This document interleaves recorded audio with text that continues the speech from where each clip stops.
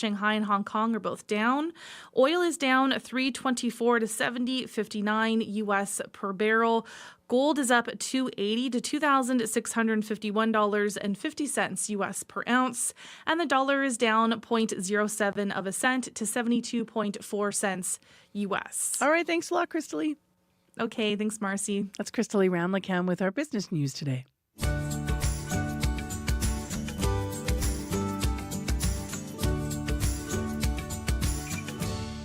It is 6:46 a.m. on 89.3 FM, 990 a.m. on the app or YouTube. Thanks for joining us wherever you are this morning. You're on CBC. I'm Marcy Marcusa with our team at the show.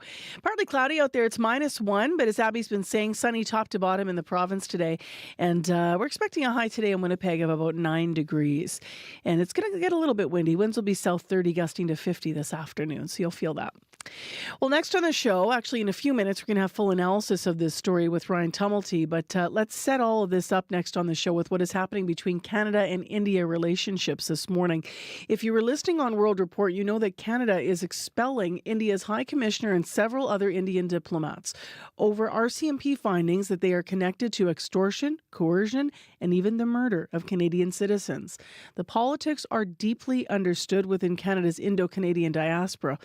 Ujjal Dosanjh is a former Premier of British Columbia, and he spoke to David Cochrane on CBC's Power and Politics over the weekend, and first giving his reaction to the latest developments in the diplomatic relationship between the two countries. I'm pleased that the RCMP have been able to do what they've been able to do. The diplomatic tit for tat really doesn't concern ordinary Canadians or ordinary Indians. I mean, nations do that to each other. But we still have a relationship. It's an important relationship between the two countries, but obviously it is at its lowest ebb. I've never seen it like this, even after the nuclear tests that Canada really didn't like when India, exploded a nuclear bomb sometime in the 90s, and the relations became cooler. But I've never seen it like this. But not to say that what India is doing is acceptable, but for the violence, which is violence opposite to the Khalistani extremism and violence that's been in Canada, I'm not surprised. People get tired because what happens is that you have had from Air India and from before Air India, and to date, Khalistani extremists have been able to function with hate speech, violent hate speeches within the temples, outside the temples, without any action from the government of India. With the government of India or the government of Canada, sir? You say government of India. The government of Canada. Right. Yeah, government of Canada. And the Prime Minister has, from the day he took power, from the day he ran for leadership, he's been surrounded by the Khalistanis. They've been in his cabinet. They've been in his inner circle. He now has an alliance with Mr. Jagmeet Singh, who is a Khalistani himself. I'm not suggesting he's violent, but many Khalistanis have perpetrated violence on the community for a long time, including Air India. Not much has been done. Canada has failed. Right. I'm not suggesting India is right to do what it's doing, but we need to examine our own actions in defending ordinary Canadians that are under threat from the Khalistani extremism, as we are doing to those that are under threat from Indian violence by the government of India. But if people are committing hate speech and there's a complaint about it, it should be investigated and people should be charged. But we're talking about speech being met with bullets, right? In these sorts of circumstances, there's no evidence heard him saying, right? So I mean, the government of Canada, I appreciate this has been a long-held view by some members of your community that they have been way too soft on this and that they've allowed it to fester. But I wonder though, what do you make of? That's the truth. I mean, that is the truth. That's incontestable truth. You tell me how it's wrong. I'm not arguing with you. I was just summarizing. I'm curious, like, what you make of the actions today, the expulsion of the diplomats, whether you think this government had any choice other than to do that, sir. Look, as Canadians, we had no choice. And India retaliated as India would do. They have their compulsions and we have our own. We have to defend our people. All I'm saying is the government of Canada, the RCMP, the institutions in Canada have been very selective in defending people. They have not defended people that have been threatened violently and otherwise by Khalistanis in this country for a long, long time. And that's not to justify what government of India is alleged to be doing. It's absolutely wrong. But the thing is, we have a double standard in this world. America can go blow off anybody in any place of the world, it's justified. India does that, it's not justified. Neither is justified from my point of view. But the fact is, might is right. Am I right or not?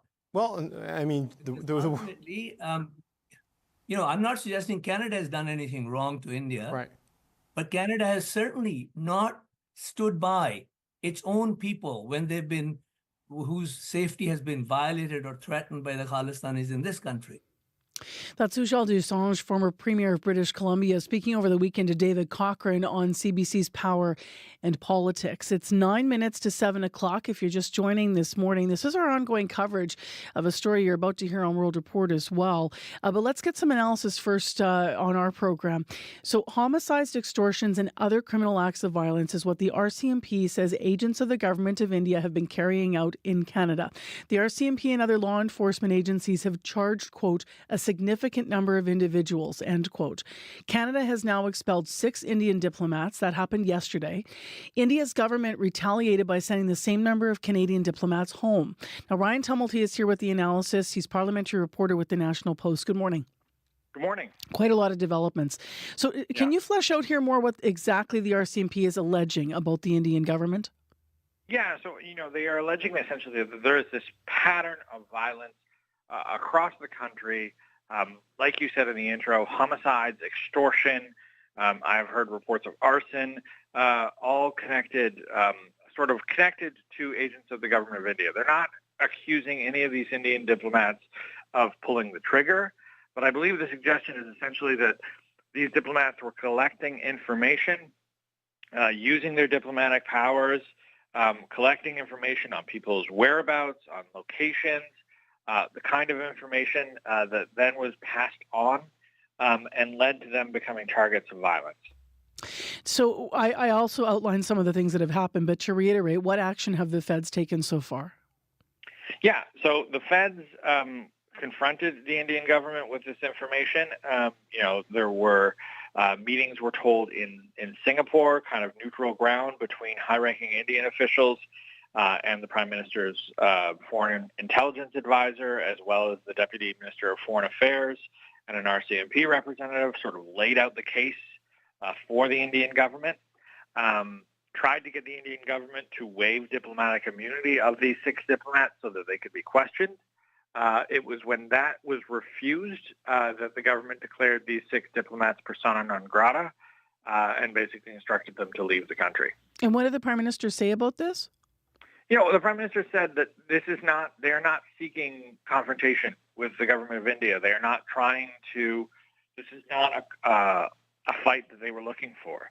And essentially saying that, this was unavoidable, that the government had to step in and defend Canada's sovereignty, that this sort of level of violence targeting Canadians just cannot be tolerated. And he, sort of called on the Indian government to act more responsibly. We heard, obviously, from the former British Columbia Premier there about his sense of how significant is this. But in an already tense relationship between Canada and India, what is the overall sense of the latest development and how significant it is?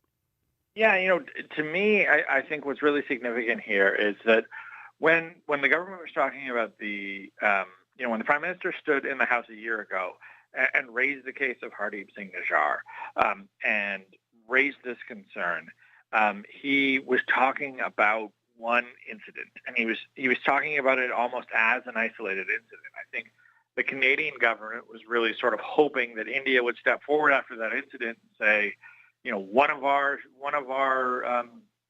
representatives went too far here, and we're recalling them, and we're taking this seriously, and we apologize to Canada. And there was this sort of hope, I think, in Ottawa that raising this concern would be enough to stop it and to stop this. But now we are talking about a broader campaign of violence. We are not talking about a one-off anymore. We are talking about 6 diplomats and sort of a broader campaign here. And so, that escalates everything here. That makes this more than just about one incident. And I think that is going to be a big concern. And I think that is going to make it much more difficult for the government to walk everything back here and restore positive diplomatic relations.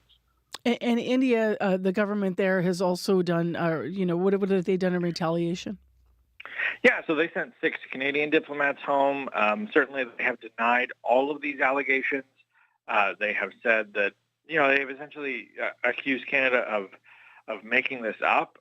They have suggested that Canada has been for far too long a place where Sikh separatists, or as they would describe them, terrorists, have been allowed to fester, and that the Canadian government is not doing enough to combat that threat. So certainly a very big diplomatic rift here. What are you watching for next? I think what's really going to be interesting is how our allies respond. The government yesterday, the Foreign Affairs Minister, said that we had shared a lot of this information with our allies, especially in the Five Eyes Alliance, shared the information that we have with them. They also, shared it more broadly with other allies, and I think it will be interesting to see how they respond. Do they jump to our defense, that sort of thing? I also think it'll be interesting. The Prime Minister is set to testify this week at the Foreign Interference Inquiry. So does this now come up? Does he have something to say there about what happened? Thank you, Ryan. Appreciate it. No problem. Take care. That's Ryan Tumulty with the parliamentary reporter with the National Post. And more analysis coming up on World Report, by the way. It's 3 minutes to 7 a.m. now. Let's go to local news first. Heather Walls is here. A young child has died after falling out of an apartment window. It happened just before 5 yesterday afternoon. Police believe the child is about 4 years old and fell from the 19th floor of a Cumberland Avenue apartment. Police are investigating. A Winnipeg man calls it a good place to start to end homelessness. Jason Bell has lived in Winnipeg's first tiny home village since it opened nearly 2 years ago. He says moving in was awesome, especially, he says, sleeping in his own bed. We'll hear more in our next local news at 7:30. All right. Thank you, Heather. You're welcome. We have an issue, St. Mary's at Vivian, down to one lane, and it could still be dark in the area. Hydro crews were out after early morning incident there. Please call us if you see any other issues on your morning drive. 788-3093 is where you can reach us today. In the weather forecast, partly cloudy, -1 right now in Winnipeg. Brandon, you're clear, -8. And Thompson mainly clear as well, and -2. For Winnipeg today, mostly sunshine, a high of 9 degrees. Going to be windy though, winds becoming south gusting to 50 this afternoon. So that'll chill things out, but the sunshine may punch back a little bit, making it a pretty decent but chilly day. Layer up if you're walking to school this morning. School day number 5, by the way, in the cycle. In the next hour of Information Radio, do you know an Indigenous young person in your life that you think should be recognized in Manitoba? We're going to talk with the co-chair of the Manitoba Indigenous Youth Achievement Awards to find out more about how they honor people who excel in academics to entrepreneurship. In addition, coming up at 10 to 8, October is Selective Mutism Awareness Month. Selective mutism is a lesser-known disability. It affects children of all ages. We're going to hear from a local parent who wishes that more people were aware of what it is and how to help. Stay tuned. I'm Marcy Marcusa with our team at the show. Next on CBC World Report. It's 1 minute to 7.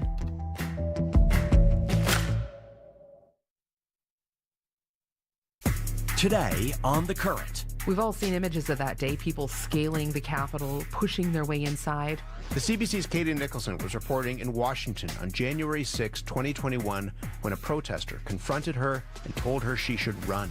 Katie went back 4 years later to meet that protester and talk about what happened, coming up on The Current. The Current with Matt Galloway. This morning at 8:37, 9:07 in Newfoundland, and on the CBC Listen app.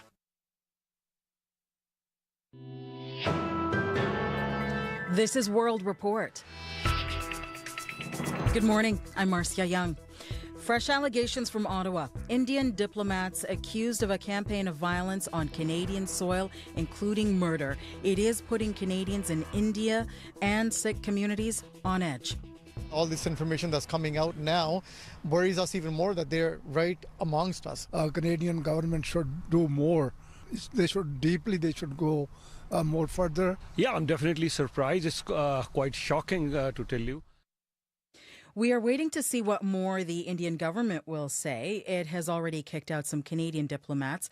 And as our South Asia correspondent Salima Shivji tells us, the Canadian allegations are causing a stir in Delhi.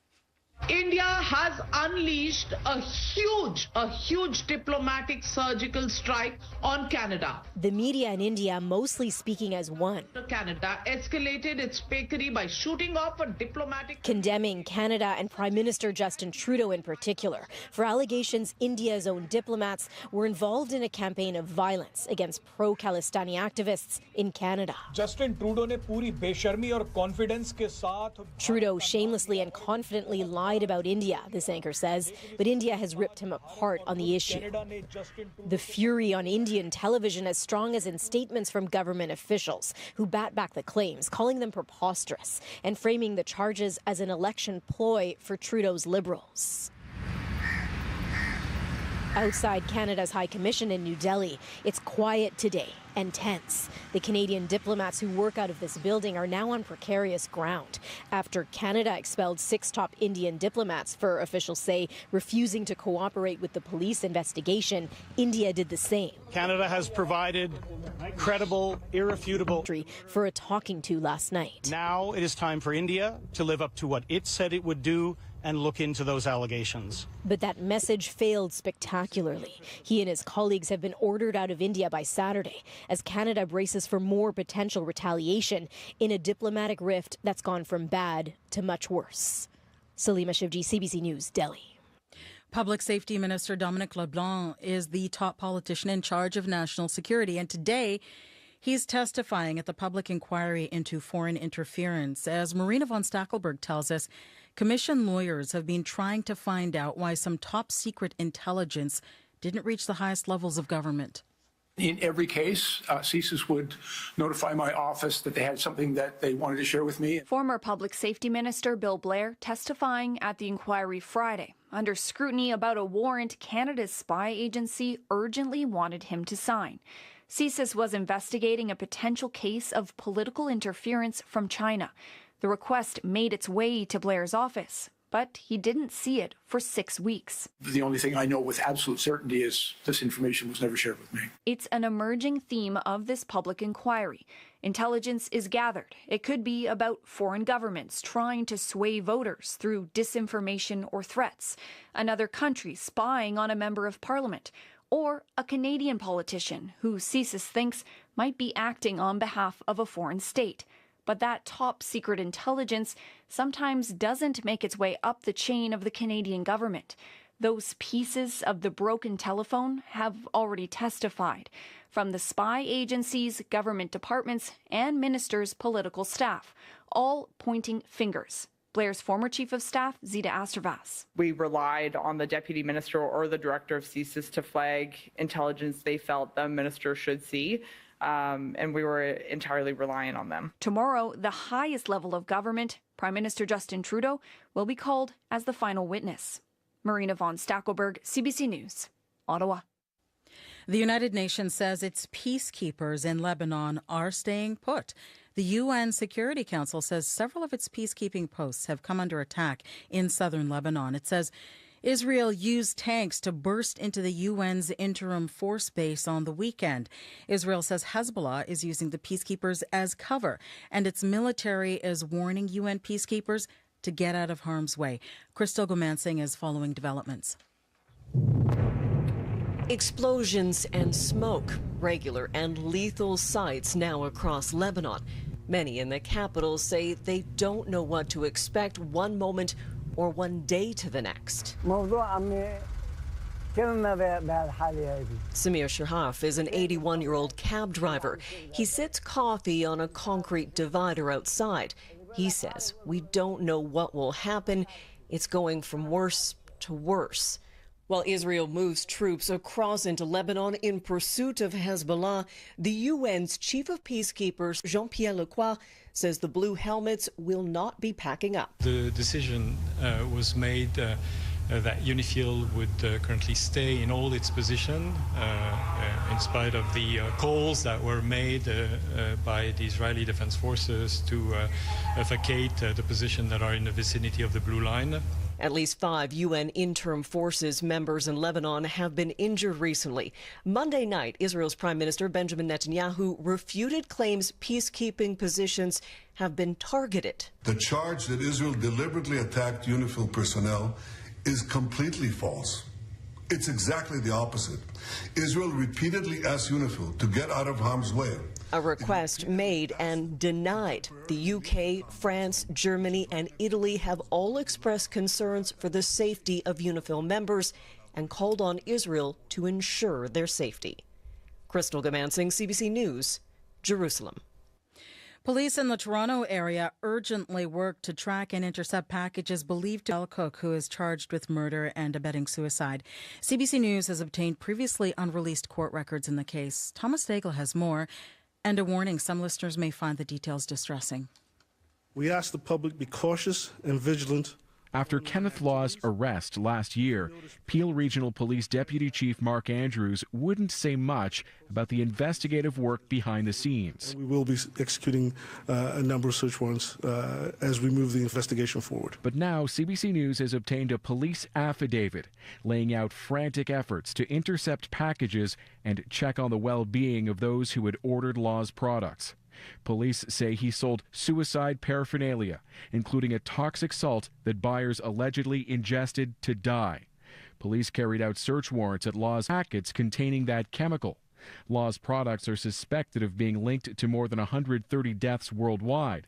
In Ontario, he's charged with both first-degree murder and abetting suicide in connection with 14 deaths across the province. His lawyers say he'll plead not guilty when Law's case is set to go to trial next year. Thomas Daigle, CBC News, Toronto. Many seniors say they are struggling with the high cost of living. Some have been forced out of their homes. Others say they can't afford the cost of food. One drop-in centre in Toronto has a plan to help. The CBC's Brittany Bollett reports on a campaign raising awareness of unhoused seniors. Without this place, I would have been in a much worse place. Mike Malott has been visiting Haven, Toronto during times of instability since 2015. The organization provides meals, clothing, and a sense of community for men who are precariously housed. The family aspect of this place is very important. The 66-year-old is the star of the center's new ad campaign that's aimed at raising awareness about elder homelessness. I hope people will understand the need and respond to that. Natasha Walkruk helps run Haven Toronto. She says staff are now seeing 2 to 3 new people sign up for its service and cost pressures on seniors. It is a huge crisis here in Toronto. In a statement, the city says seniors make up less of the shelter. YouTube this morning as well. Thanks for joining us wherever you are in the morning show. More in our forecast in just a moment. This hour on the show, we're going to be talking about a sign of the season, Boo at the Zoo. Halloween's just around the corner. We'll find out all about the family-friendly nights in store this month and also what's new at the event. In addition, this hour on the program, imagine being a kid at school and wanting to speak to your teacher, but you just can't. Selective mutism is a condition affecting children that makes them unable to speak in some situations. October is a month to highlight awareness around it. We're going to talk to a mother of a child who lives with selective mutism this hour.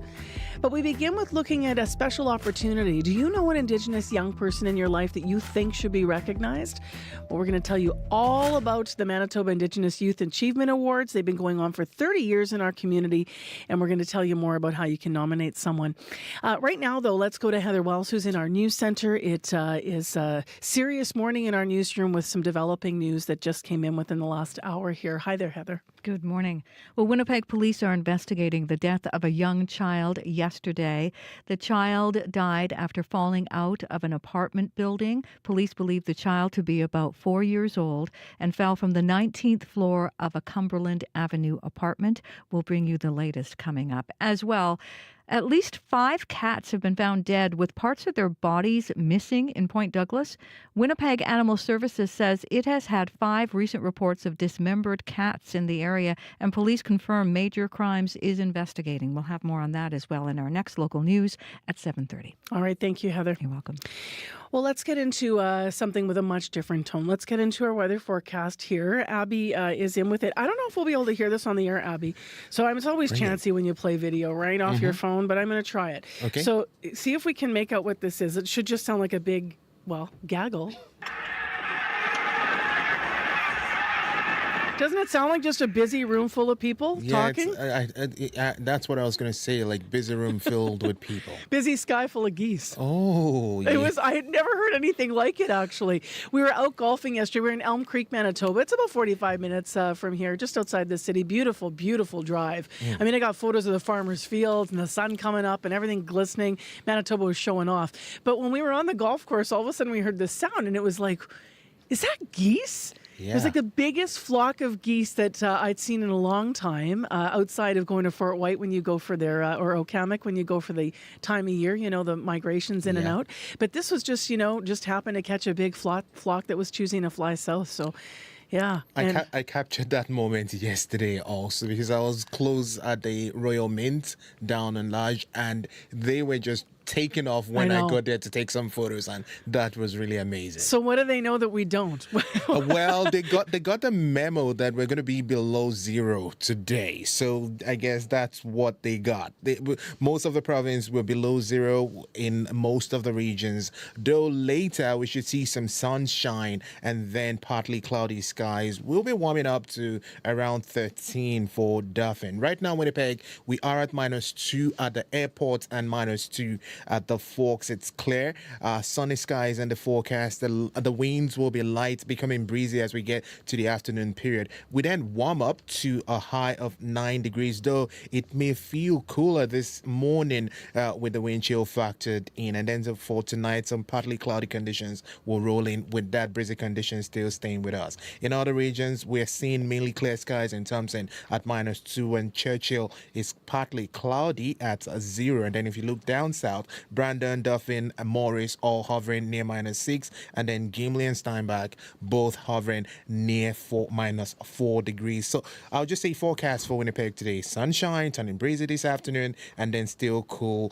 And we have a mainly sunny day ahead in the city. We're heading to a high of 9 degrees, but look out for that breezy afternoon. Tomorrow will be warmer, I promise you. All right, thanks, Abby. Thank you. Corey Funk, we have a couple of spots in traffic we're keeping an eye on, right? Yeah. Maine is actually a site we're keeping an eye on this morning, because actually starting today, the city says that you can start to expect maybe some intermittent delays at Portage in Maine as they start the pre-construction phase of opening. The barriers are coming down. The barriers coming down. Dum, dum, dum, dum. Yeah, I don't know if that's for the barriers in particular. It but is, actually. It says right on here, yeah. Okay, I'm glad you've read it for the first 3 lines. But, so just look over that. It says, both roads, curbs, median lanes might be closed intermediately over the next 4 weeks or so, and then construction really gets going around November 15th. So look out for that. Yeah, demolition, removing an existing barrier walls. Good reading, Marcy. Thanks. Good job. I'll read it too. Okay, if you see anything else going out there, that is the biggest issue. There also is still, of course, Vivian and St. Mary's this morning as well, down to 1 lane because there was a crash there early this morning, and hydro crews are on site fixing a hydro pole. So look out for that. If you see anything else going on, 204-788-3093.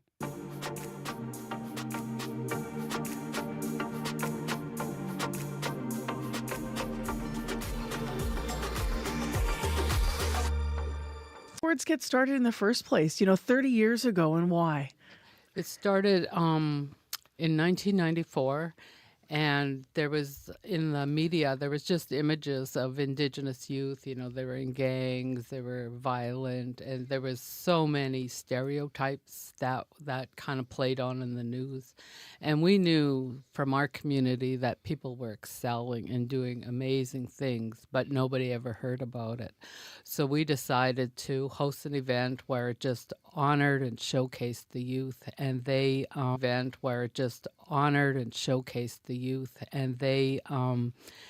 we thought, okay, we'll try a first time.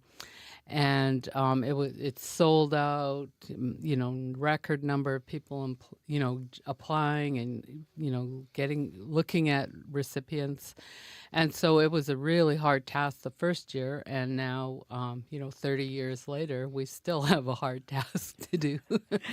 So, how have the awards changed over the years? Have you expanded categories, or what adoptions have you made? Yeah, we've doubled categories, and then we've changed categories too. Like we used to have women in computiology. I think that's how you say it. Okay, yeah.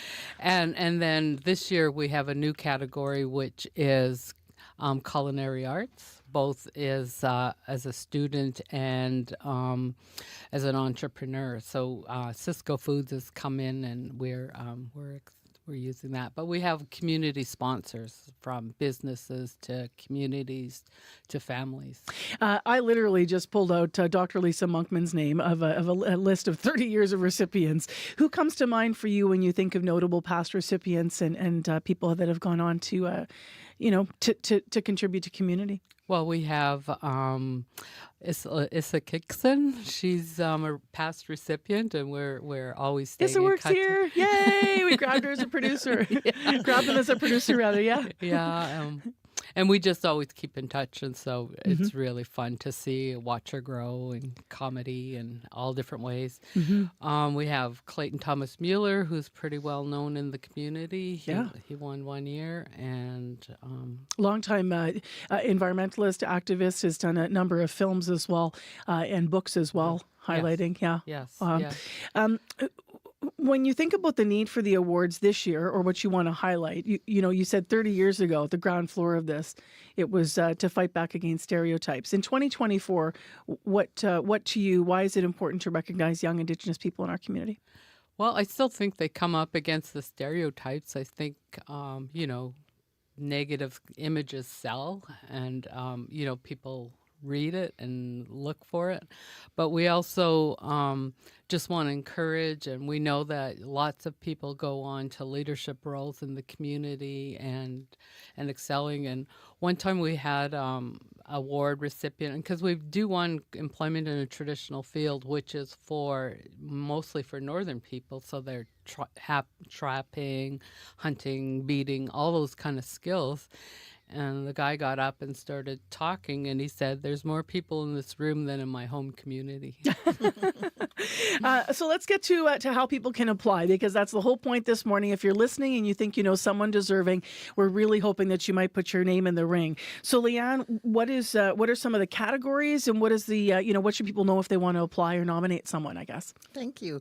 We literally have a category for everybody. So we have academic, artistic, athletic, business, cultural, community volunteer, health, north and south, personal achievement, and of course, like Darlene said, the Culinary Arts Awards. So there's something for everybody. And the ages are from 16 to 24. So in many of them, there's junior and senior categories that the youth would apply for. You don't have to apply through a school division. People can go to, if they know somebody, a youth that's deserving, they can go to the Maya website. So that's MIYAA.com. .ca. Oh, .ca. Thanks, Darlene. And all of the information is there. What does the selection process look like? So we, as the host division this year, we will be bringing in students from schools across the city so that we have equal representation. There'll probably be about 30 to 40 youth who will be going through the applications. It's kind of a round table kind of thing, and then they tally up the marks and they go through them again. So it's quite the process, and it takes all day. If someone's listening and they want to put someone's name forward, but this always happens, around any awards this happens, someone goes, well, the process is probably so lengthy and maybe I shouldn't get started. I don't want to promise something. But it is the awards. It's November 20th. There, okay, I got it right. What about the deadline for applying here? That's the big date that's important, right? Yeah, it's this Friday. Wow, okay. At 4 o'clock. Okay. And the applications can be sent in electronically.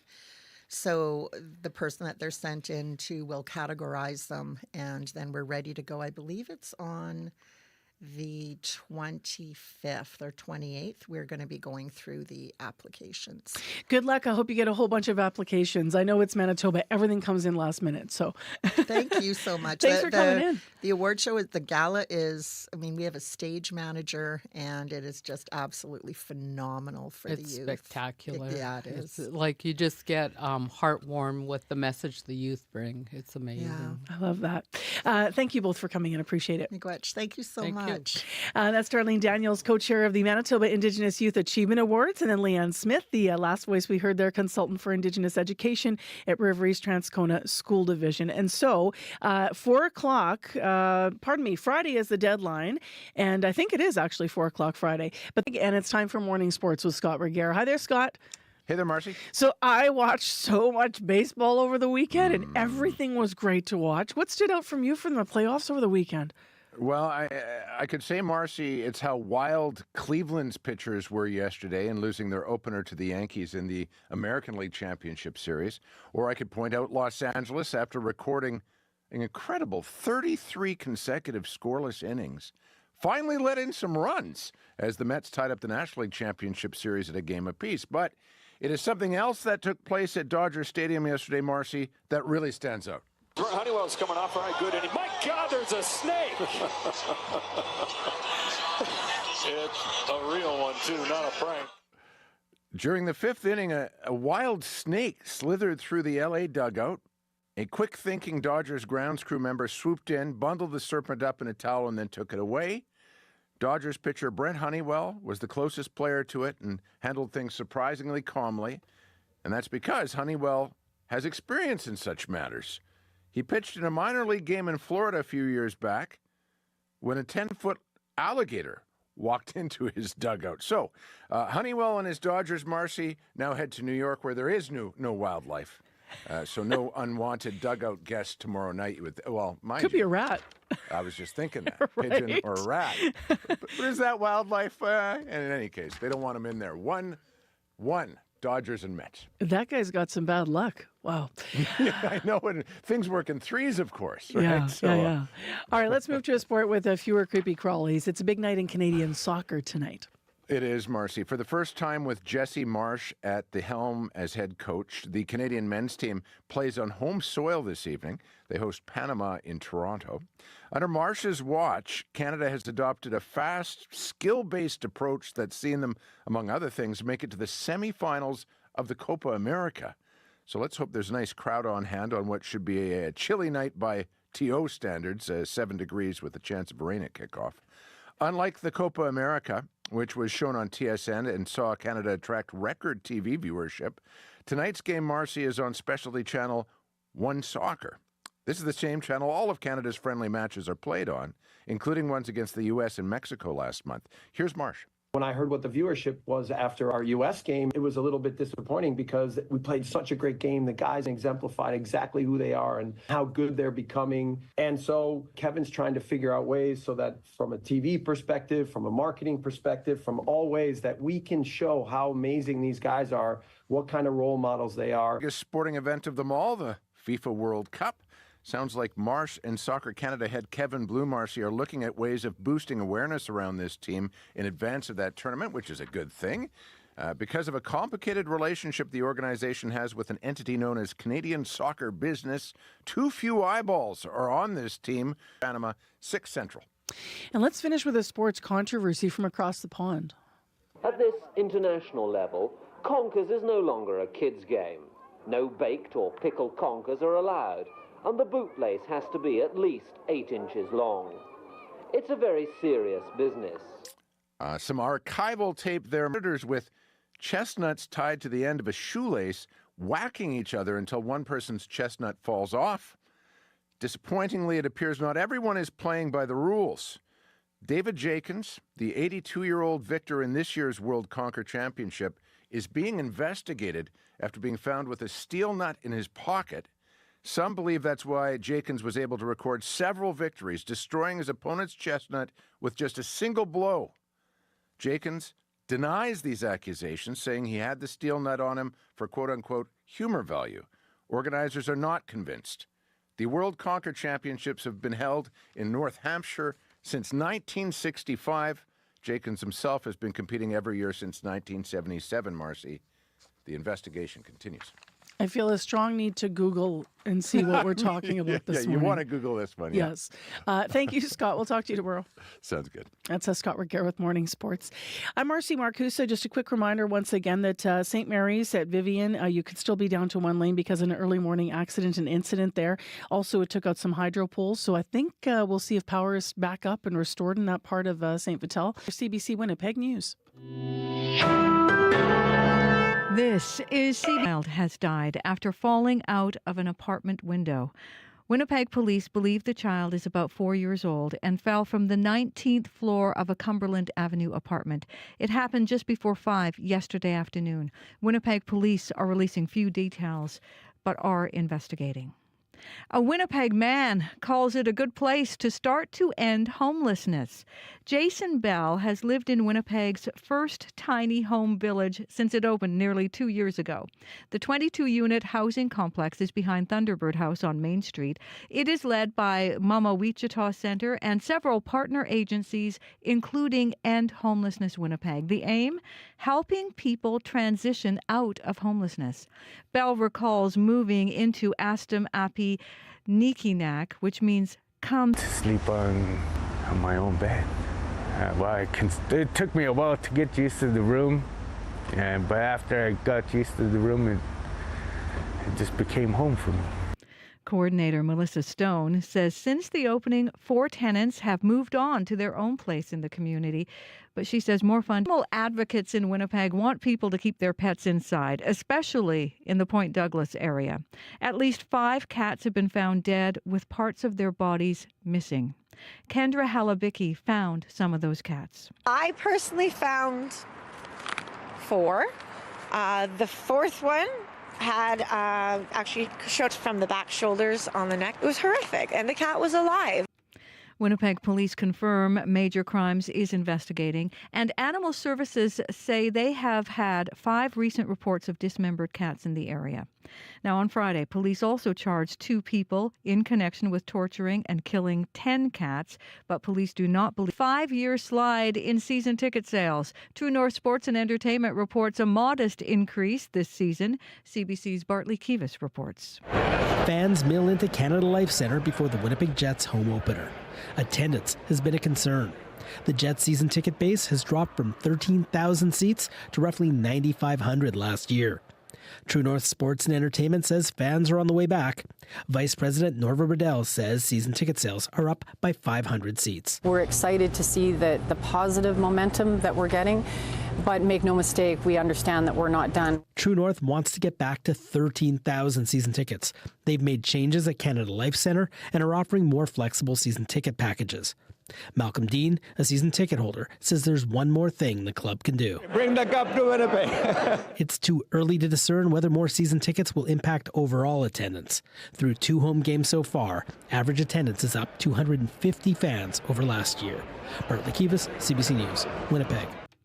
Expect traffic on St. Mary's Road coming towards downtown to be snarled this morning. Winnipeg police say a vehicle crashed into a hydro pole around 2 this morning, shearing the pole. Hydro crews are already in the make repairs. Police say no one was hurt. The driver didn't remain at the scene. Prime Minister Justin Trudeau has leveled some new allegations against the Indian government. He says diplomats were involved in a campaign of violence. This includes clandestine information gathering techniques, coercive behavior targeting South Asian Canadians, and murder. 6 Indian diplomats have been ordered to leave Canada. India has responded by kicking out 6 Canadian diplomats. You can hear the latest on this story and reaction to it coming up on World Report at 8. And Canadians are set to receive carbon pricing rebates today as the Liberals defend one of their most embattled policies. The government says this is the first time all banks will label the payment as the Canada carbon rebate after years of inconsistent and vague phrases. Tonight you see some partly cloudy conditions as you cool off to 3 degrees. Thompson is sitting at -2 at this time, and it's also clear out there. You'll be reaching a high of 8. Churchill is sitting at 0 at this time. You're seeing some partly cloudy skies. Your forecast for today will see a mix of sun and clouds. Then some breezy conditions from the southwest, and you warm up to 7 degrees. Dauphin is sitting at -5 and clear at this time. Today's forecast, we'll see a mix of sun and clouds also, with light breezy conditions developing this afternoon, high of 13. And then tonight, some partly cloudy conditions, you deep down to 3 degrees. Gimli, -3 and clear at this time. The forecast calls for mainly sunny weather with a breezy afternoon. You warm up to 9 degrees, and then some partly cloudy conditions will roll in later tonight to deep to 3 degrees as you get to the night period. Steinbach is sitting at -4 up to 10 degrees. Morris at 5. Clear also for the Pembina Valley region. You should be seeing mainly sunny conditions, and then breezy afternoon, high of 10. For tonight, you dip down to 3 degrees. It's just going to be a mainly sunny day ahead. We're going to see highs of 9 in Winnipeg. Did I say 9 in Winnipeg? Yeah. Plenty of sunshine in the forecast. We're currently at -2. This is the coldest day of the week, really, with a high of 9. Yeah. It's double digits after this through Friday. Yeah. So it's maybe gonna even through Sunday. It's going to feel warmer from tomorrow. Yeah. All right, we'll take it. Layer up today for now, and let's get into what's happening in the commute. Corey. Yeah, I want to talk about St. Mary's. I just got a call actually to where there was an issue earlier today, 2 a.m. this morning. Someone crashed into a hydro pole at St. Mary's and Vivian, so it's much further south than St. Mary's and Ferndale. So it seems to be a different thing. And hydro crews are making repairs there, so it's down to 1 lane at St. Mary's and Vivian. So look out for that. We've been keeping an eye on that throughout the morning. So you just said down to 1 lane St. Mary's at Vivian. Is it also down to 1 lane St. Mary's at Ferndale, or that's no, just the lights? it's just the lights are flashing. Okay, good to know. And also turning to Portage in Maine, starting today for the next about 4 weeks or so, the city says you can expect some intermittent issues with perhaps some median lanes and curb lanes being closed here and then, because they're starting pre-construction, they're calling it, on the intersection, which is expected to be open in 2025, July 2025. So that's what's starting. That's something to keep an eye on while you're driving through that intersection there. If you see anything else going on, give me a call on the CBC commuter line. That number 204-788-3093. Did you get the kids' Halloween costumes yet? You know, we've been asking our 2-year-old, what do you want to be? And he switches between cow, ghost, and witch. So we're kind of, every time we ask him, he either says, he switches it up every time. Like every day we'll ask him, he'll be like cow, and then the next time a ghost, and the next time witch. So I don't know if there's like a cow, ghost, witch combo we can maybe give him to, find a happy medium. And all you need for the baby is a good blanket or a hat. Yeah, exactly. We actually have an old pumpkin costume we used for Cal. So I think we'll just, and it's nice and warm and cozy. So yeah, that's the plan. A lot of people thinking about that already, especially if you have little ones out there. Of course, Halloween now is just a couple of weeks away. And one of the annual events that happens at this time of year that a lot of families look forward to is Boo at the Zoo. And it is back again for some spooky fun. CBC Manitoba community reporter Shanley Vidal stopped by the zoo last Wednesday to check out all of the family-friendly frights. And she spoke with the Assiniboine Park Conservancy's Laura Kabak and a few visitors.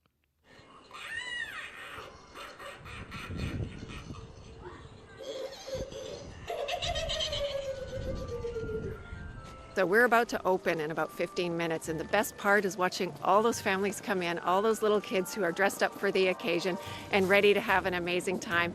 That's the best. My name is Lauren Grace McCrae, and I'm 9 years old.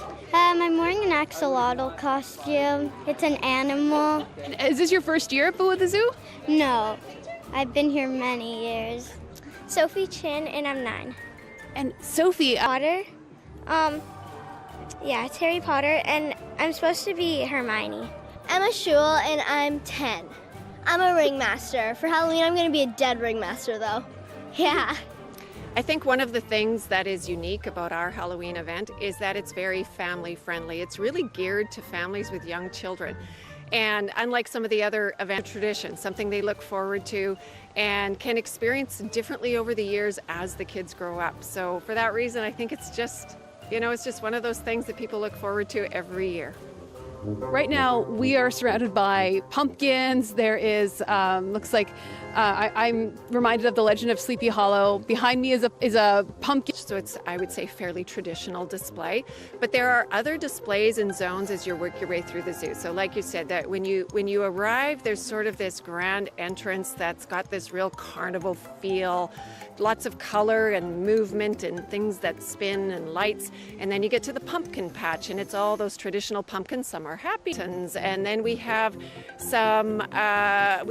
other characters in other parts of the zoo. And it's just very colorful. There's music that really adds to the experience. It's a whole environment. And there's something different around every corner. She ate the fire. She was like,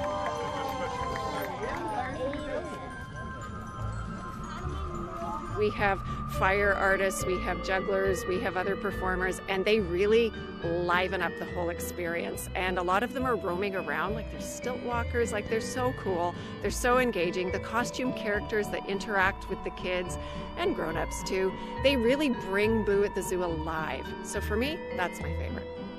I think the rides go back in 2021. Rides are always popular, and we have a few different options. We have some that are really geared toward little kids, little older kids, and even some that can be enjoyed by the adults.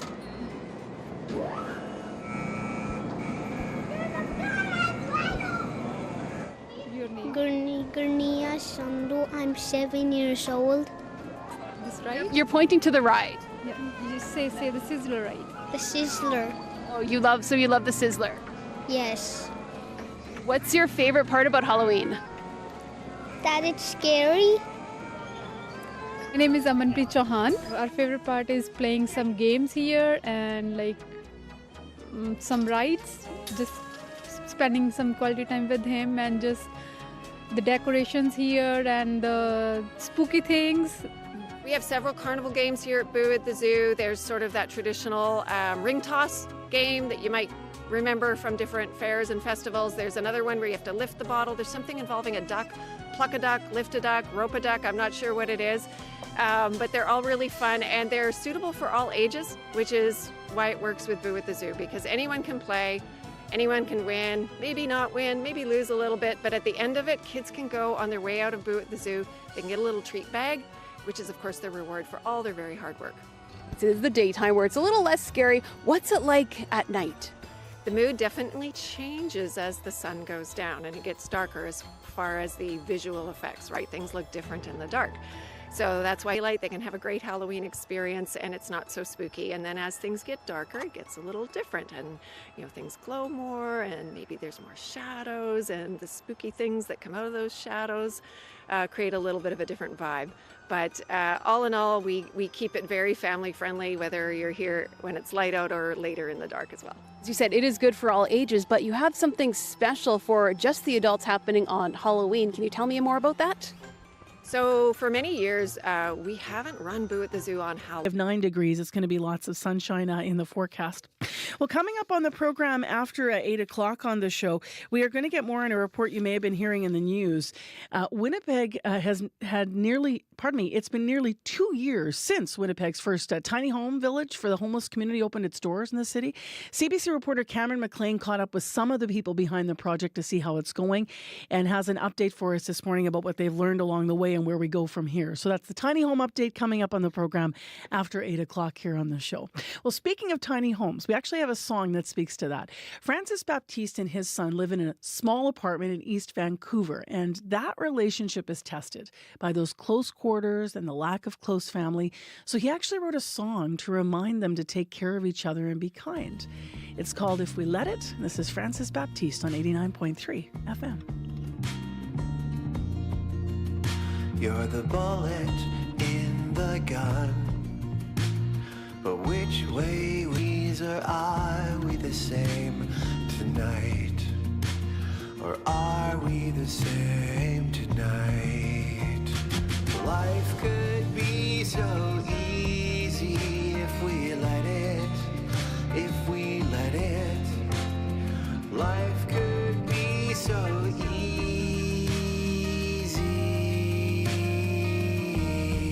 if we let it.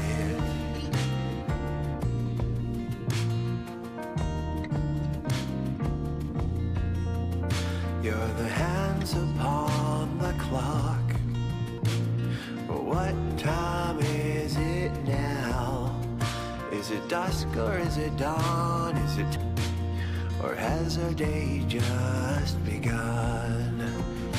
Life could be so easy if we let it, if we let it. Life could be so easy. Life could be so easy if we let it, if we let it. Life could be so easy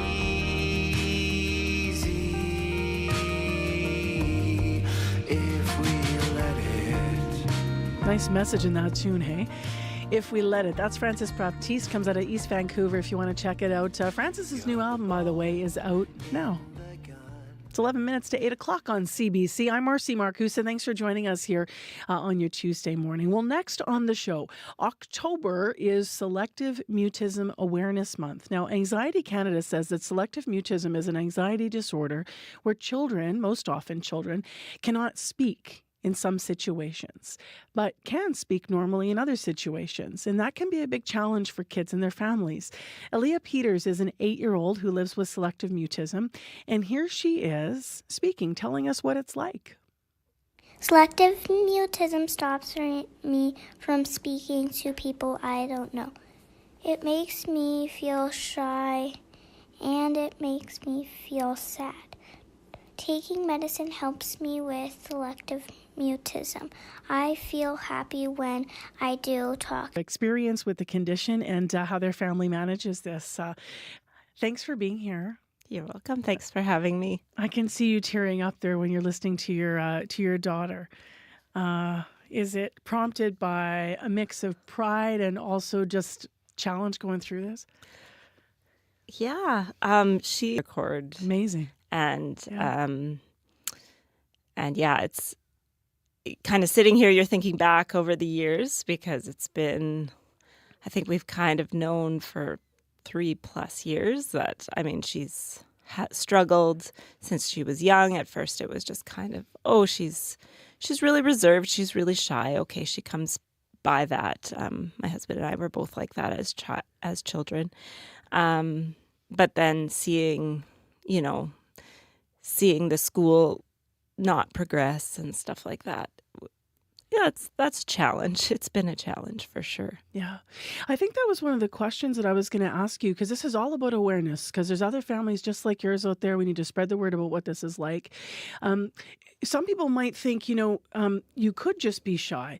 How did you know that your daughter, wasn't just shy? This was something to look into. Was it, as you said, the changes at school, that it was impacting her learning there that really alerted you to that? Or what were the things in your family that helped you lean into this? Yeah, I think what really got me to lean into it was that she had, before COVID started, so I think it might have just been a little bit of social anxiety. I don't think her personality is shy actually at all. When she's comfortable, she's quite bubbly and loud. And even in her grade 1 teacher, in grade 1, she was saying, oh, like all the kids love her. Like she doesn't talk to them. How do they love her? Well, she giggles, and she had become comfortable enough that she was interacting, but still unable to speak. But her little personality was shining through. Kind of stopped the talking. She actually was learning fine. So we found that great, that her learning was fine, but also not great because we couldn't get any really additional supports put in place. Now, this is a recognized anxiety disorder in the DSM. When you look this up, can you describe to our listeners how selective mutism has impacted your daughter's life? Like in terms of, we talked about the school setting, but where does she have challenge interacting? Is it specific people, or how does this play out? Yeah, I think anyone new, she's going to struggle a little bit. We've noticed in the past year or so, if she has a friend around her age that she's comfortable with, then she does a lot better. It's kind of like her safety blanket, which is why we've had some success at the school as well. Our neighbor, her best friend, was in her classroom for the first few years. But yeah, any like swimming lessons, I've always tried to coordinate. If any other parent knows how hard it is to get into swimming lessons, I have to coordinate it to make sure she has a friend with her. Or I did. I can now. She's made a lot of progress in the last couple of years. But so mostly adults, lots of anxiety with new adults. Children she'll warm up to a little bit faster, but new kids, any new social situation, she's going to struggle being able to interact. Is she able to describe to you what it feels like for her? Like, is it she's little, she's 8. So, yeah. But I wonder, is it a fear or? Said it's scared. She said she's afraid. Feels like a fear. Yeah. Yeah. I guess I'm assuming that she would feel some like tension in her chest and throat, although I don't know that I've actually asked her that question. That's a good. What do we understand about the root causes of this and how maybe they vary from person to person? I know a lot of people think, and I think sometimes a trauma can cause selective mutism, but I think in the majority of cases, it's just severe social anxiety. In our case, I think she would have warmed up at her first year of school if it hadn't shut down and then she had a 4-month break from the exposure to school. Got it. I think that, yeah. That added on to what was already my daughter then. That's a good question. So we went to Kid Think and kind of got a mental health diagnosis. Went to the doctor. The doctor was really encouraged that we were willing to try medication because she'd seen so much success with kids with social anxiety. And because we actually, through Facebook and have other friend with a child, we were able to kind of see the benefits of the medicine. And I would say that's had the biggest impact on us. We have seen varies of professionals, but I haven't actually met a specialist in selective mutism in Winnipeg. So most of it's been me going online and overseas and getting some coaching of what to do. And it's kind of exposure-based intervention. It's interesting because I just actually emceed a big event for Kid Think, and I know that whole organization started just like a family like yours was trying to find help, trying to find supports, and then now under the umbrella of passing it along to other families. What would you want other families to, first of all, treat them normally is one thing, like continue to interact with them, but try to refrain from pressure to speak. Assume that they're just going to be there and you can, like, hey, it's great to see you. Oh, I see you're doing this. And what I actually wrote up that was very helpful for the school was if you see Aaliyah speaking to someone in your presence, that means she's got a degree of comfort with you. You can then proceed to ask her maybe a forced choice question, which is, hey, do you like the red crayon or the blue crayon better? What should I do? Be really silly. Silliness helps a lot with kids because they'll laugh, and laughing just relaxes. Yeah. So, I could go on and on, but those are some major things. Just last briefly, what do you hope other families take from from the awareness piece of this and understand about it? Other families who might have actually have a child struggling.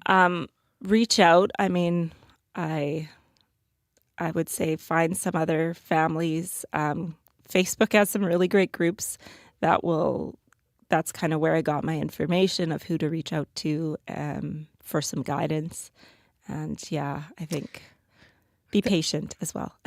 Thank you very much for coming in, Cheryl, and being so open with your family's journey. I know we're going to do some follow-up tomorrow with the doctor as well to learn even more, so appreciate it. Wonderful. Thank you. Cheryl Penner is in with studio this morning with us. Her daughter lives with selective mutism. She's 8 years old. October is Selective Mutism Awareness Month, and so as I mentioned, tomorrow after 7, we're going to chat with Joanne Unger. She's a clinical psychologist who works with kids. We're asking her more tomorrow about this condition, so we will, as I said, learn more together. Right now, Heather Wells with headlines. Good morning. A young child has died after falling out of an apartment window. It happened just before 5 yesterday afternoon. Winnipeg police believe the child is about 4 years old and fell from the 19th floor of a Cumberland Avenue apartment. Police are investigating. A Winnipeg man calls it a good place to start to end homelessness. Jason Bell has lived in Winnipeg's first tiny home village since it opened nearly 2 years ago. The 22-unit housing complex is behind Thunderbird House on Main Street, and Bell says moving in was awesome, especially sleeping in his own bed. We'll hear more in our next local news at 8:30. All right, thank you, Heather. You're welcome. We have an update on that as well. I told you that the filmmaker Cameron Crowe made a documentary about Tom Petty, but it only aired once in the middle of the night in 1983. Cameron will be here to tell you that story, how the film is finally seeing the light of day, and he reveals that Neil Young almost starred in Almost Famous. And then on the day that we were filming, we get the call, and Neil's not feeling it. Q with Tom Power, this morning at 10:30 in Newfoundland, and on demand on CBC Listen. The CBC News is next. Coming up in half an hour, it's The Current with Matt Galloway. The CBC's Katie Nicholson was reporting in Washington on January 6, 2021, when a protester confronted her and told her she should run. Katie went back 4 years later to meet that protester and talk about what happened. Coming up on The Current. I'm Marcia Young.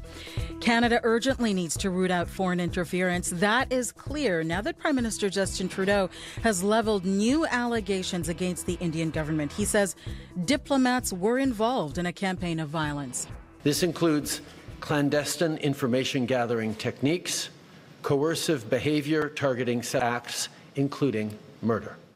6 Indian diplomats have been ordered to leave Canada. India has responded by kicking out 6 Canadian diplomats. And while Parliament deals with the political fallout, the Foreign Interference Commission is looking at ways to protect our democracy. Top officials in the Prime Minister's office and the Public Safety Minister. New revelations influence what we're watching for today. Marcia, now it's all the more clear that Justice Marie-Josée Ugg's inquiry is not simply doing a post-mortem on past elections or recommending preventative actions for the future, but grappling with a fundamental crisis in Canada-India relations. The context for this testimony from the Prime Minister's Chief of Staff and his top advisors today is taking on even more urgency because we know as recently as last week at the ASEAN summit, the Prime Minister was meeting with Modi, urging him to cooperate and waive diplomatic immunity for the 6 individuals that Canada sent home yesterday. The information at this inquiry about Beijing's foreign interference attempts has been more specific, in part because we've had media leaks. When India has come up, the specifics have often been vague, citing national security concerns. But even if we can't hear it all in public, the UGG Commission is, we're told, probing India's behavior behind closed doors. Public Safety Minister Dominic LeBlanc, who testifies this afternoon, was reminding us of that yesterday. They're very much seized with India as a country that has been an actor in the space of foreign interference. So I have every confidence that their report will look at these issues in a very fulsome way. So the inquiry has been focused on previous elections, but there has been talk about a new election being called, and soon. How concerned are opposition parties? In his statement yesterday, opposition leader Pierre Poilievre said any foreign interference is unacceptable and also continued to accuse Liberals of not taking this seriously, blaming Trudeau for how Canada has become a, quote, playground for these activities. Meddling that we know from the inquiry includes past Conservative leadership elections. NDP leader Jagmeet Singh said he's requested a briefing from the Prime Minister's National Security Advisor. All right, thank you, Janice. You're welcome. The CBC's Janice McGregor in Ottawa. Air India says a security threat has been made against one of its flights. Local media in India reports it was a bomb threat. The flight was traveling from Delhi to Chicago. The plane has now been diverted to an airport in Iqaluit. Air India says it has been subject to several. Canada has released its latest inflation data for September. It shows annual inflation slowed again last month. In August, it dropped to 2%. The Consumer Price Index rose 1.6% on a year-over-year basis last month. It is the smallest yearly increase since February 2021. Senior business correspondent Peter Armstrong has the latest. This is quite a bit lower than almost anyone had been expecting. And while it's easy to look back at the heights from which inflation has fallen and say, mission accomplished, the effects of price growth are still very evident in this report and very present in all of our lives. These numbers fell largely on the back of gasoline prices, which fell sharply both compared to this time last month and this time last year. But StatCan says overall prices remain elevated compared to, say, September of 2021. The total CPI is up 12.7%. Rents are up 21%. Groceries are up 20%. So the havoc caused by all of this inflation is still a huge factor in the economy. But the biggest and immediate question is what this means for the Bank of Canada and interest rates. There are plenty of experts out there arguing that this should embolden any calls for a larger 50 basis point cut when the central bank meets again next week. Peter Armstrong, CBC News, Toronto. A woman from the Ottawa area has come forward with new allegations against a disgraced former doctor. She says she was sexually assaulted at Toronto's Hospital for Sick Children more than 40 years ago. As Faith Greco reports, the woman is now seeking justice from a civil court. A warning, this story contains graphic details of sexual abuse. I wasn't left alone in the hallway very long, but it was enough time for a man in a white lab coat to approach me. Suzanne Barrow reads a letter she wrote to sick kids nearly a decade ago. He put on gloves, alleging how a doctor, whose name she did not know, violated her in the ER when she fell ill from food poisoning in 1980. She was 12. Shorts and underwear down. Then he inserted his fingers deep into my vagina. Hospital staff responded to her letter swiftly at first, but over time, Barrow says it became increasingly difficult to get answers. That's until she hired a lawyer who found the doctor's name on her medical record. Shocking, disturbing. Elazar Noriega practiced pediatric medicine for nearly 40 years. He appeared before a professional panel 4 times to face allegations of sexually abusing 3 other girls between 1979 and 2008. The regulatory tribunal revoked Noriega's license in 2015, but the now 80-year-old has never been convicted of a crime. Barrow is suing Noriega and the hospital for $2.3 million. In their statements of defense, they deny response. Greco, CBC News, Ottawa. This is the most read story at cbcnews.ca. Faith Greco has more about it on our main page. In Seoul, South Korea,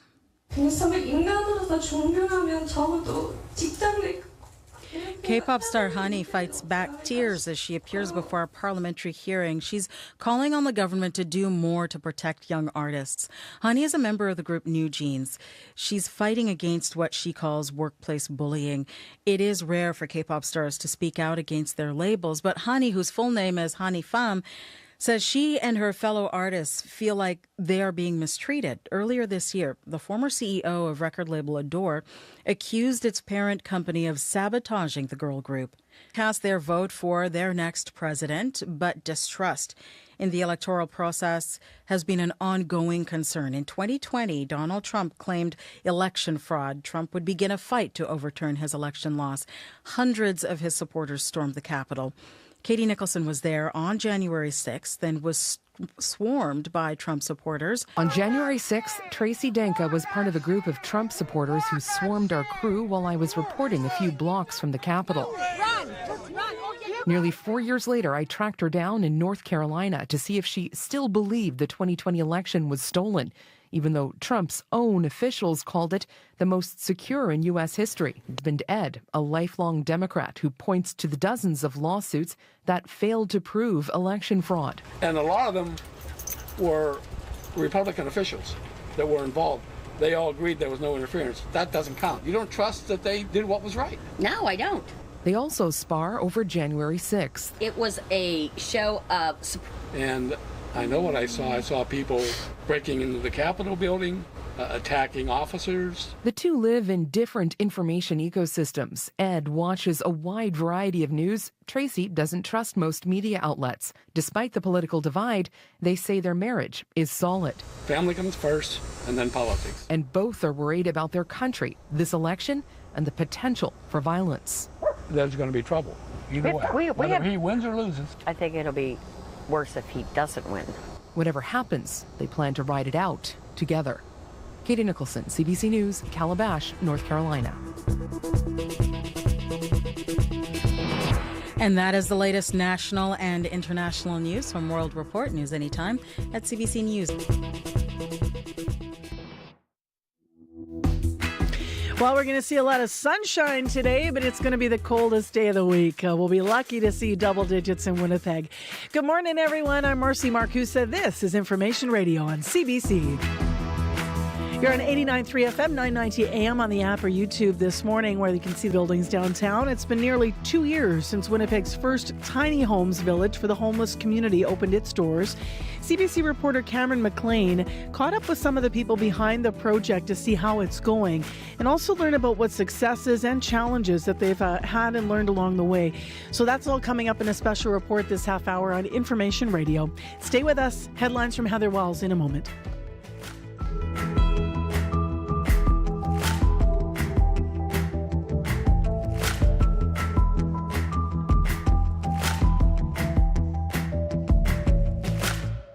Heather is here now to update the news for us at 8:11. Good morning, Heather. Good morning. Winnipeg police are investigating the death of a young child yesterday. The child died on the floor of a Cumberland Avenue apartment building. We'll hear more coming up. A 28-year-old store employee has been charged with assault after allegedly attacking a shoplifter. It happened around 8 Saturday night, not far from the Health Sciences Centre. Police patrolling the area found 2 men in a fight, and one had what's described as a large... You're welcome. It's time now to check in to our forecast in some more detail. Abby Adeyemi has the details. Hi, Abby. Hi, Marcy. We're looking at temperatures still, below sub-zero. That's what I'll call it at this point. And most of the region, though it's going to be sunny later. Partly cloudy conditions will then crawl in later. Right now, -2 in downtown Winnipeg. Today will be sunny with light winds becoming breezy this afternoon. Still in the single digit zone. We will warm up to 9 degrees today, though it's going to feel cooler this morning with the wind chill factored in. But we do warm up tomorrow to 16, so that's the good news. But for tonight, we're still going to see some partly cloudy conditions, and then we'll be dipping down to 4. In other regions, still clearing at this point. And then down south, we're going to see plenty of sunshine with light winds becoming breezy this afternoon. Brandon at -4, Dauphin -2, Gimli, Steinbeck, Morris all at -1, looking for a high of close to 13 today. But for Winnipeg today, we're just only going to get to a high of 9 currently. -2. All right. Thanks, Abby. Thank you. It's the day where if you are staring at some really good new socks or a sweater you haven't pulled out, today's your morning. I bought a new sweater on Friday. It was so cozy. It was the Did you? Did you bike in this morning? I did. I was very glad I had mitts. I even had something cover my face. I forgot what it's like to have cold wind on your face. Yep. All right, let's get into what's happening with Corey Funk and our traffic situation. Yeah, got a little bit trafficy out there over the St. Mary's and Vivian. Has been down to 1 lane because of a collision early this morning at 2 a.m. that knocked down a hydro pole. Crews have been on site fixing that. It has it down to 1 lane. Up further north on St. Mary's and Ferndale, the traffic lights are completely out right now due to also a collision in the area. So also the northbound issue for folks on St. Mary's this morning. Also, just one to look ahead for, starting today, actually, City says that you can expect intermittent issues, construction going on, pre-construction they're calling it, at Portage and Main as they start to work ahead on the opening of Portage and Main. So you might see some issues in the curb lane, roads blocked in the curb and median lane, be closed intermittently over the next 4 weeks, it says. So look out for that. If you see anything else going on, give me a call on the CBC commuter line. That number 204-788-3093.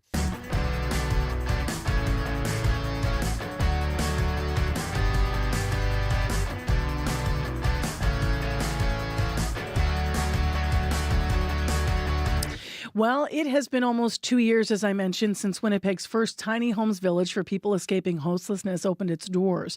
And since then, staff say they learned a lot about what it takes to care for some of the city's most vulnerable people. They say that more supports are required to help people with the highest needs. Now, the project is called Astum Api Nikinak. CPC's Cameron McLean first visited the project and the site just before they opened in December 2022. And as you may have been hearing in the news this morning, he did recently return to see how things are going. He joins us now, though, with a bit of a longer report. Good morning. Hi, Marcy. So refresh our memory about Astum Api Nikinak and, what the goals were when they first set out to do this.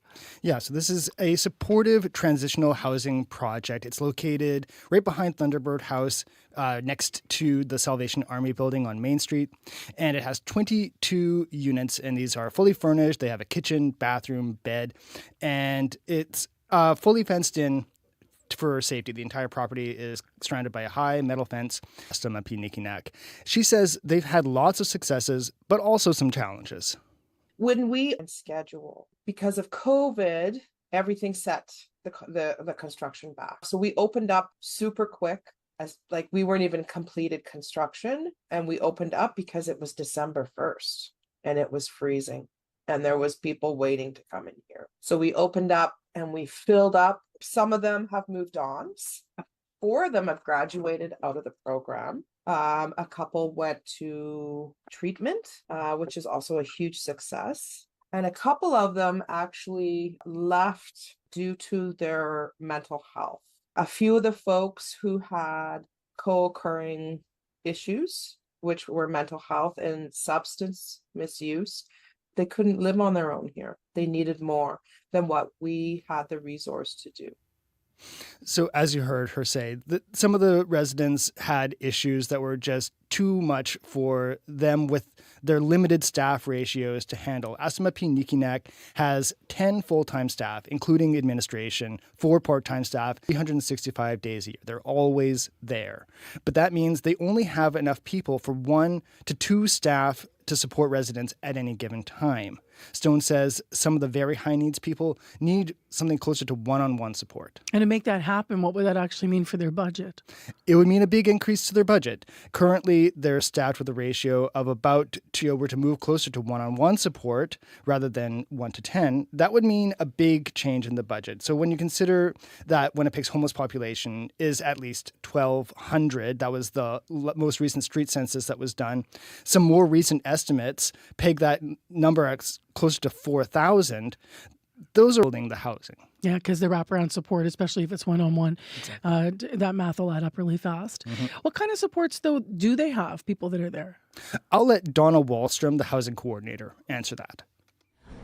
Everything from meal planning, budgeting, if they need ID, cultural events, cooking, life skills. We have a lot of game tournaments, which is kind of like play therapy.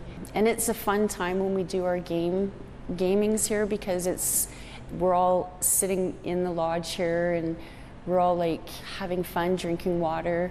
And it's a really good time to keep that relationship going and moving forward. And that's pretty much the first thing that we've learned here, is like relationship building is probably the number one step in the right direction in healing. And having, people surround you that have been through similar situations, and it makes it easier, more comfortable to walk through their healing journey. Obviously, this is an update, and you mentioned that there have been some challenges over the past couple of years, but I understand they've made some changes to address them, right? Mm-hmm. Yeah, Melissa Stone says they've changed their intake process. They now get their referrals from the Urban Eagle Transition Center and Wichiwin, which are both Housing First programs that are run by End Homelessness Winnipeg.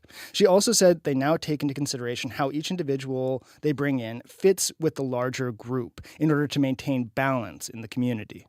Absolutely. Because people come from different places, right? And so this is why our elders and our knowledge keepers expressed that we needed to keep a strong balance here with individuals, with age, with gender diversity, with, having kukums and elderly folks, with young. So we need to keep a balance, and with health-wise as well. And as we mentioned earlier, supportive housing projects need a much higher staff ratios when helping people with the highest needs. I talked to Penny Gerstein. She's a supportive housing researcher at the University of British Columbia, and she says it can be difficult to attract people to do this work. Funding levels aren't enough to pay people very well, and people look for work elsewhere. Gerstein says there aren't a lot of wealthy donors that are looking to do this kind of work, so it's really Nikinak. And Jason Bell, he tells me that he looks forward to eventually getting his own place, finding a steady job, and moving out. But he has some health issues that he wants to take care of before then. And he says Nikinak is a good place for someone to start their healing journey and to end homelessness for themselves. Thanks for the update, Cameron. Appreciate it. Thanks, Mark. /Manitoba. This is a proposed corridor for multiple pipeline projects. You're crossing our territory on two ends of your pipeline. Who gave you permission? Pipelines break of the pipelines would destroy water and everything in it. They got to come through us first. This is an immediate evacuation order for all Coastal GasLink employees. I feel like we are at war. It's just all been building up to this point. Yenta on the Passionate Eye. Watch free on CBC Gem. It is 8:23 a.m. on 89.3 FM, 990 a.m. on the app or YouTube as the sun comes up over Winnipeg. It'll be the coldest day of the week. 9 degrees is what we're looking for, mainly sunshine. Windy this afternoon, the wind south 30 to 50. Right now it is -2 in Winnipeg. Brandon, you're clear. -6 degrees right now. And, -3 degrees right now. And up in Thompson right now, it's -2, just like Winnipeg. That's where we're sitting. Don't forget about Radio Noon's call-in conversation between 12:30 and 1 o'clock. If you want to check it out, the Ask a Daily question, and you call in. 788-3093 is our call-in number. But if you want to leave a message actually for Radio Noon, you can always leave a message on the line. So if you want to write this down as you wait for the topic to be announced, you can call 788-3797, or you can participate live between 12:30 and 1 o'clock. We have music next from someone actually who got her start in the Winnipeg music scene as a backup singer for local pop star Begonia. We're talking about Diaphany. She's setting out on her own now with a new debut EP, and it features this tune. This is Diaphany and Solid Gold.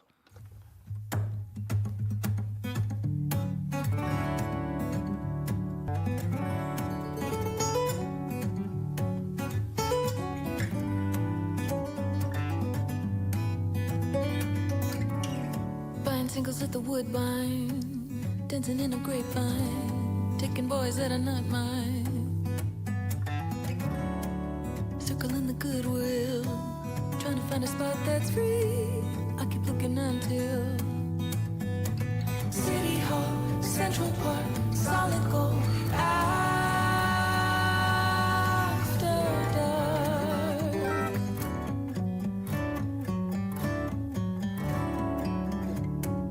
running every stop sign, trying to make the garbage hill climb. Red wine by the riverside, anything to get away. City Hall, Central Park, Solid Gold. After dark,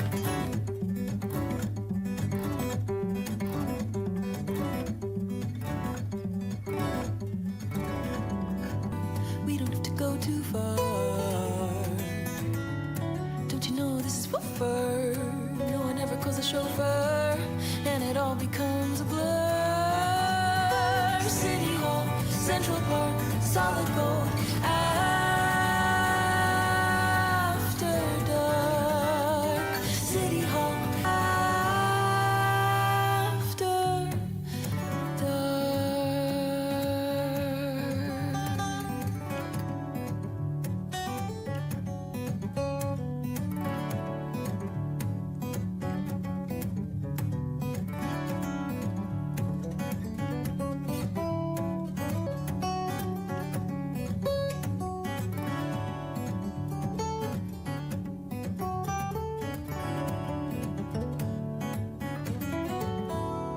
Well, no doubt what city Diaphany hails from. A lot of local references in that tune. Solid Gold is the name of her debut EP. It is out now. Well, next on the show, let's dip into a story that is certainly going to have lots of reaction to today, especially here in Manitoba with our large Indian community. Canada is expelling India's High Commissioner and several other Indian diplomats now over RCMP findings that are connected to extortion, coercion, and even the murder of Canadian citizens. Prime Minister Justin Trudeau said that India has refused to cooperate in criminal investigations into those alleged acts linked to its government. Here is more of what the Prime Minister had to say yesterday. It is obvious that the government of India made a fundamental error in thinking that they could engage in supporting criminal activity against Canadians here on Canadian soil, whether it be murders or extortion or other violent acts. It is absolutely unacceptable for any country, any democracy that upholds the rule of law. That is why we have taken such significant measures, why the RCMP chose to come out today and disrupt the pattern of Indian diplomats collecting through questionable and illegal means information on Canadian citizens that were then fed to criminal organizations that would then take violent actions from extortion to murder against Canadians. No country, particularly not a fundamental violation of its sovereignty. Canada fully accepts and respects the sovereignty and the territorial integrity of India. We expect India to do the same. In this case, they did not. That's Prime Minister Justin Trudeau speaking with reporters yesterday. As I mentioned, more analysis of this coming up, of course, throughout the day on CBC. I'm Marcy Marcusa with our team here at the show. Coming up on The Current, which directly follows our show at 8:37 this morning. As you've been hearing, the CBC's Katie Nicholson was reporting in Washington on January 6, 2021, when a protester confronted her and told her she should run. Katie went back 4 years later. She did meet that protester and, in fact, met their partner as well and spoke to this couple. So a special report from Katie Nicholson coming up on The Current. That follows our program right at 8:37. In addition, I was mentioning earlier this half hour about the call-in on Radio Noon, and the topic today is, I think, going to have the phones ringing. What have been your challenges finding a doctor in Manitoba? 788-3797. You can leave a message now, or you can participate in that live call-in between 12:30 and 1 o'clock. President of Doctors Manitoba is going to be the guest on Radio Noon. So what have your challenges been finding a doctor in this province? Right now, your CBC Winnipeg News. This is CBC News. Good morning. I'm Heather Wells in Winnipeg. At 8:30, it's still -2. It's going to be beautifully sunny. A little on the windy side this afternoon. It's still in the single digits, a high of 9. Warmer tomorrow. A young child has died after falling out of an apartment window. Police believe the child is about 4 years old and fell from the 19th floor of Cumberland Avenue apartment. It happened just before 5 yesterday afternoon. Winnipeg police are releasing few details, but say they are investigating. Attacking a shoplifter happened around 8 Saturday night, not far from the Health Sciences Centre. Police patrolling the area found 2 men in a fight, one with what's described as a large edged weapon. A 41-year-old victim was suffering serious injuries. He was taken to hospital unstable, but then was upgraded to stable. Investigators said an employee at the business grabbed a weapon and then confronted the victim outside and got into a fight. He now is charged with aggravated assault and possession of a weapon. At least 5 cats have been found dead with parts of their bodies missing in Point Douglas. Winnipeg Animal Services says it has had 5 recent reports of dismembered cats. It wants people to keep their cats inside. A lot of people in Point Douglas allow their cats to be outside. Most of them are outside during the daytime when the people are working from home, and then at nighttime they're brought inside for safety. And now people are fighting their cats to keep them in because they're worried that their cats are going to get injured. Winnipeg person was torturing and killing 10 cats, but police do not believe that case is related to the cats being found dead in Point Douglas. Staff say they have learned a lot since Winnipeg's first tiny homes village welcomed its first residents. Astam Ape Nikanan opened nearly 2 years ago. The 22-unit complex for agencies including End Homelessness Winnipeg. The aim is to help people transition out of homelessness. Coordinator Melissa Stone says that's no easy feat. You open up and you learn a lot. You learn how people are, what your obstacles are, what your celebrations are, how much trauma people come with that you don't understand until you're there. Stone says more resources are needed to better support people with their mental health and substance abuse, and that, she says, includes more funding to hire and train more round-the-clock staff. Statistics Canada says inflation slowed again in the month of September. The Consumer Price Index rose 1.6% on a year-over-year basis last month. That is down from the 2% gain in August. This is the smallest yearly increase since February of 2021. And the agency says the main contributors to the deceleration, lower year-over-year gas prices in September. Next week, the Bank of Canada is set to make its key interest rate decision, and many economists predict the central bank will once again lower its key rate after dropping it to 4.25% in September.